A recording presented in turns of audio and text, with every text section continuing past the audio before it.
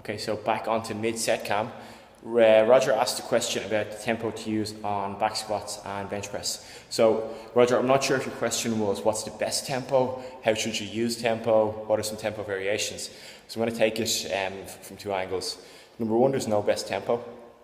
If maximum strength is your goal on a single given rep, you want to come down under control and get up as quickly as you can.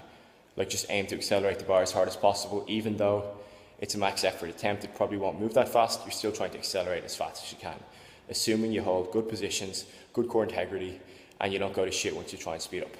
When it comes to training, the squats and bench presses, I like varying my tempos up. Like, I'll go through a block of doing 6 weeks of high bar back squats with a 4-second negative, purely to build some supporting strength and some stability underneath the bar, because I find once I go back to heavy low bar squatting again, I have an extra drive out of the hole and I have more core strength. So it kind of makes sense if you're doing, moderately high reps of 8 to 12 reps with a tempo that you're spending a lot more time under tension. Since you've more time under tension, lactate levels go higher, and also there's a more taxing demand through your core. So that sort of stuff leads to better muscle gain, it leads to better strength. For bench press, if you're a competitive powerlifter, obviously you want to make sure you're doing some pause reps every now and again, because that's how you play in competition.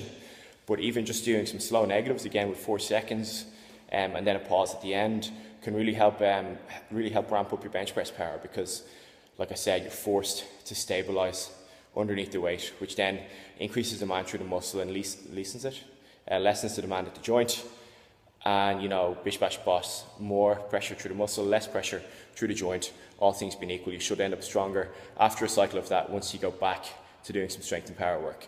I hope that answers the question, but if you have something more specific in mind, please just answer it or ask it below, and I'll get back to you on that then, okay?